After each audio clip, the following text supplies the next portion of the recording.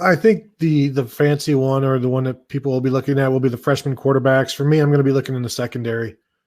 I think that's the biggest issue with the Buckeyes right now. That's the biggest question mark. Jordan Fuller and that single high safety look at free safety was the last line of defense, and he was a sure tackler. He didn't miss tackles. Is Josh Proctor going to be able to do that? He's going to be a junior this year. He didn't show himself to be the kind of he didn't look like Jordan Fuller as a tackler. What people will say about Josh Proctor, though, is that he's got the range of Malik Hooker, and he's got those kind of characteristics. Damon Arnett, remember talking to him in the spring last year saying, who does Josh Proctor remind you of? And he's like, you already know who he reminds me of. And he said, Malik Hooker. And that's, Malik Hooker did it in his third year. This is Josh Proctor's third year. So maybe, it takes everybody a little bit of time. The corners, when you look at Seven Banks and Cameron Brown, who were reserves last year, are going to be either starting or in the rotation. And somebody has to show up behind them. Somebody has to be the Cameron Brown and Seven Banks of this year. And is that Marcus Williamson, who is, I think, a senior now? Is it Tyreek Johnson in his third year, who those two guys really haven't done anything yet? Or is it the two freshmen of Ryan Watts and Legend Cavazos? Somebody's going to have to step up, and more than just one guy. And Kerry Combs keeps talking about wanting a three-man rotation at corner. They may only have three decent corners to choose from to play the two cornerback spots and that slot safety corner. Like, that's the other question. Who is that? Is that Marcus Williamson? Is that going to be the one of Cameron Brown and Seven Banks, or does everybody play that? Does everybody rotate that? And if Sean Wade has to play some there, how happy is he going to be when he, came back to move outside to help his draft stock? So there's a lot of moving parts in that secondary. It's, it's only 4 spots. Sean Wade is back, but there's so many questions. So that's what I'm going to be looking at. And we'll see what kind of answers we get in the spring, because this is the time you're feeling stuff out. You're seeing what works. And I'll be interested to see if some of those guys like Tyreek Johnson, maybe the guy to watch on the Ohio State defense, just to see if he can flash and start to realize that 5-star potential when he signed. I'll just say, from my time at Buckeye Sports Bulletin years and years ago, I was there 1995 until 2003.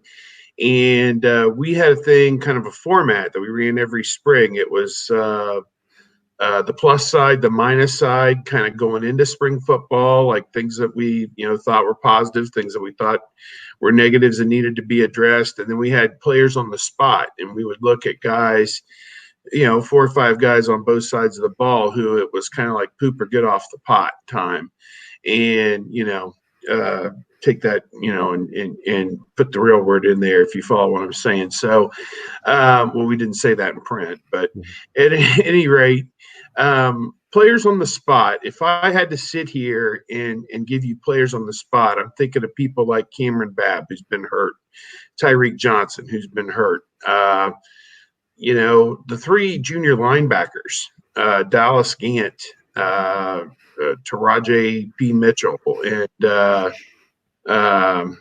Kayvon Pope. Yeah, those 3 guys, sitting behind, Werner and Borland is not where it's at. And there is a job wide open. So somebody needs to, with Harrison leaving, so somebody needs to step up out of that. I mean, the moving sidewalk is ending. Please look down is kind of my feeling for guys who've reached their junior year and ineligibility, let alone their third year on the team. Some of them are third-year sophomores who haven't done a thing, haven't played a down, haven't played a meaningful down. Maybe they've played when they've led Rutgers 56-7 or something.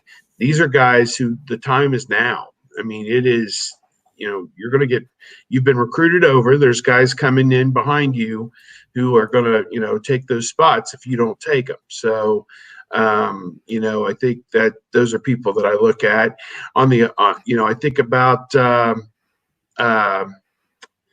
Nicholas Petit-Frere, an offensive tackle. I mean, he's in his third year now on campus. Paris Johnson, I got news for you, is coming for that job. There's an open tackle spot.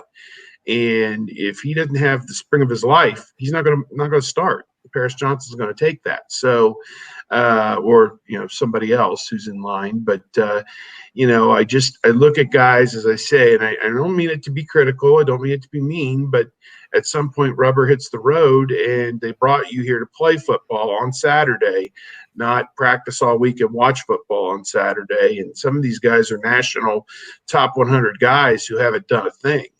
And I don't mean that in any mean sense or mean way. It's just a matter of fact. This is my 25th year of doing this full time. And you look at it kind of in those matter of fact. I guarantee you the coaches, Greg Studrawa, is looking at Petit Frere and saying, hey, man, it's time. This is your job. If you want it, you need to go out and take it. So I'm interested to see who grabs that bull by the horns, who has positioned themselves during the 2 months since they last played. And now they start spring football. It's a very quick turnaround, really. Not a lot of time to get your body, done from playing football and back into practicing football. It's a pretty quick turnaround. Who has prepared themselves the best to go out and win a job this spring? And there's plenty of jobs open. With some of these reality football shows that we see on the NFL Network and elsewhere, you get that slice, just that, and I know it's not complete reality, but that slice of those kind of conversations when assessing personnel and the shortcomings of some and the outstanding performance of others. But it would just be fascinating to hear coaches' evaluations when all the filters are taken off in regards to that 5-star. Man, if that kid would ever kick it into gear, but he hasn't, and here he is, a 5th-year senior, or whatever it is, and he hasn't, or man, this kid was a 2-star, and he shocked us, and he's great, and whatever. And then there's probably those 4 and 5 stars that, man, they're doing everything they're told, they're busting their tail, but maybe us and everybody else just didn't evaluate them correctly, because they're giving it their all, but they're just not as good as we thought they were going to be. It's interesting when Steve knows this, when you're covering Jim Tressel, and he says a lot of words without really saying anything. Then you go to Urban Meyer, who was, compared to Jim Tressel, as open as you're talking about, Mark, when it comes to talking about players who needed to step up. And he's just a guy. Yeah, exactly. And he would right. lay it out there who hasn't done anything yet, who needs to. And, when he said, I've told players that they need to move on and find something else to do because, this isn't the place for you. And then that's the kind of psychological usage that works on that player, and then they blossom.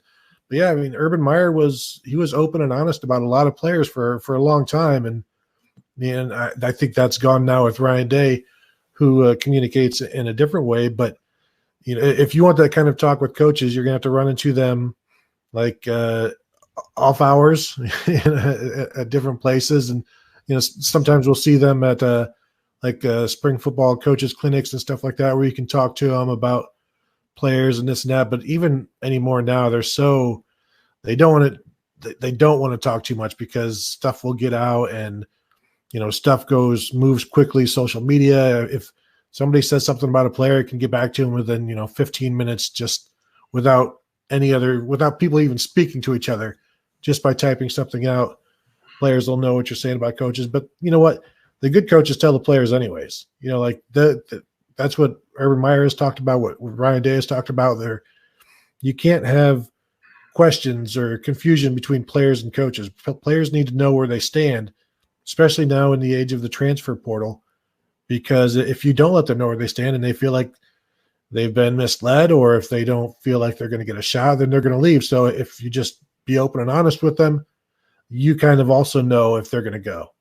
If you're telling them, yeah, there's really not a place for you here, then you can prepare. If you're wishy-washy, or you're not committal with them, and you don't really know what they're going to do, then you might be caught unprepared. So be open with the players. Sure, I would love the coaches to be more open with the media. I think you've got something there, Mark. Let's make that happen. I would just love to hear it. One of the best documentaries ever put together from that standpoint was about the Cleveland Browns in 1995. So this was the Belichick final season, but it was segued with the Cleveland Browns final season and moving to Baltimore. So the NFL Network put together this fascinating documentary, which chronicles the move to Baltimore and everything going on behind the scenes, but also this brilliant coaching staff that Belichick put in place with Saban and Kirk Ferentz and on and on. I'm trying to think who else was on that staff off the top of my head. But it was a brilliant coaching staff that nobody knew was a brilliant coaching staff at the time. And they have a lot of footage of those guys in meeting rooms, which probably is a bit, we know it's a bit filtered. It's not completely what would have been said elsewhere, but it's pretty close. It's interesting.